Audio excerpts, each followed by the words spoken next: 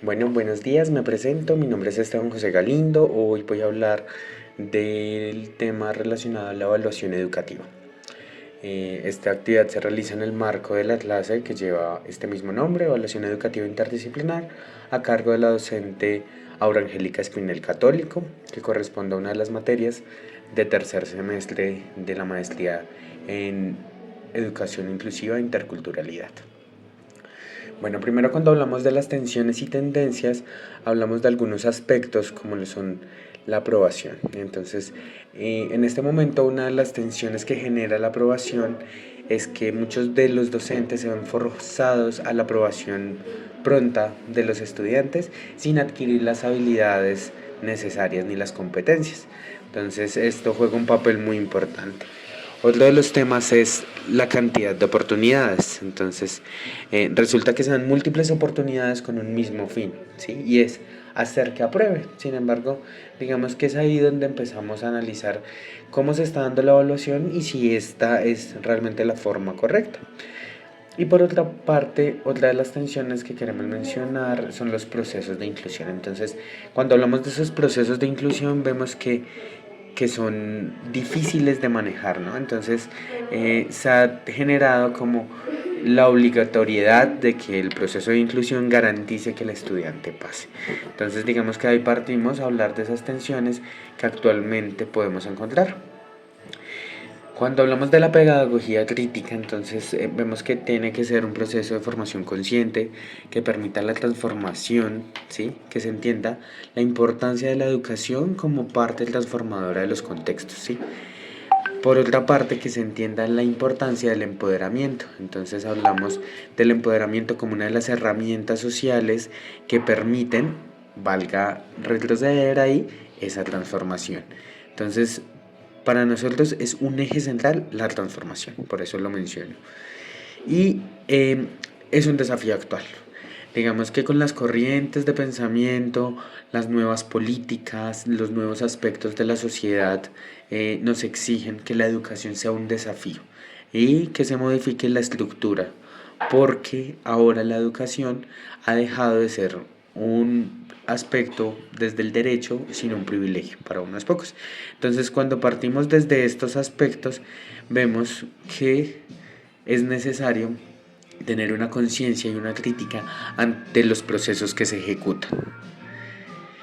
Cuando hablamos del diálogo intercultural, entonces tenemos que plantear la diversidad y no solo aspectos interculturales, sino intergeneracionales. Entender que estamos en una sociedad cambiante donde las tecnologías cada vez hacen parte importante del proceso.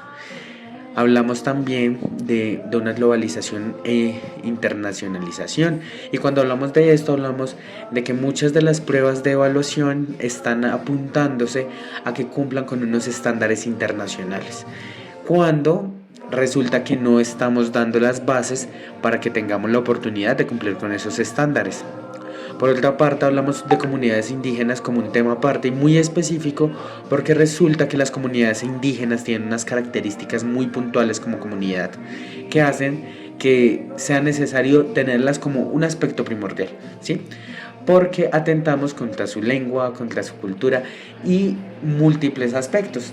Y buscamos es simplemente una educación hegemónica y ahí mismo unas evaluaciones que apuntan a esa hegemonía y a unos estándares que no son realistas ni contextuales y sobre todo no son interculturales.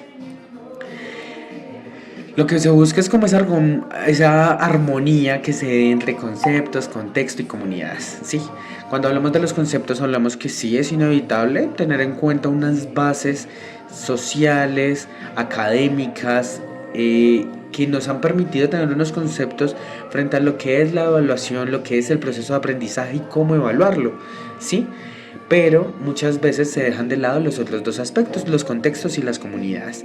Lo contextual es necesario porque lo contextual me arroja la información necesaria para yo generar una evaluación óptima para el contexto, ¿sí? Y las comunidades me arrojan esa información. Si yo no tengo una triada y una armonía entre estos aspectos, pues no hay una coherencia y no hay un proceso real. Cuando hablamos del diseño de las evaluaciones, entonces tenemos que plantear unas evaluaciones que tengan estos aspectos. Primero, que estén contextualizadas. Entonces, que yo tenga en cuenta que, por ejemplo, es una población rural, es una población indígena, es una población afro. Bueno, y que resulta que no es solo una población afro, sino que es una población afro rural. Entonces ya cambia la cosa a ser una población afro urbana. ¿Sí? Entonces, cuando yo contextualizo es más fácil, cuando individualizo y hago los ajustes necesarios para esa evaluación.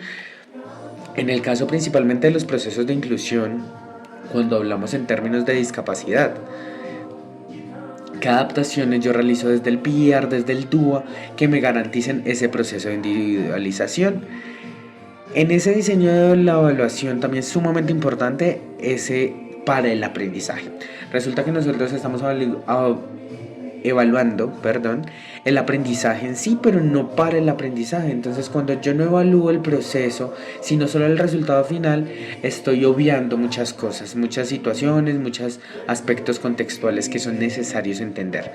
Entonces, yo tengo que evaluar para el aprendizaje, identificando esas características específicas del proceso.